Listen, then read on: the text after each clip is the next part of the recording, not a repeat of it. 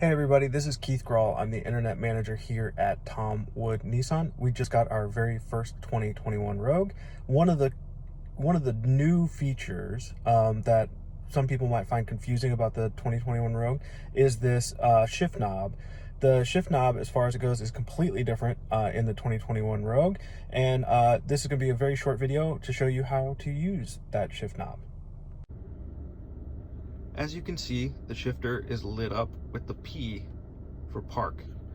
If I want to go straight from park into drive, the only thing I have to do is grab the shifter, put my foot on the brake, pull straight back, and the car goes into drive.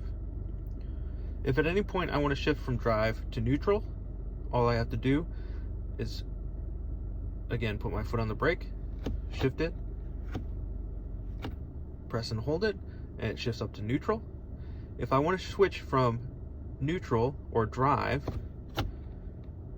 to reverse, there is a button over on this left-hand side, so over here.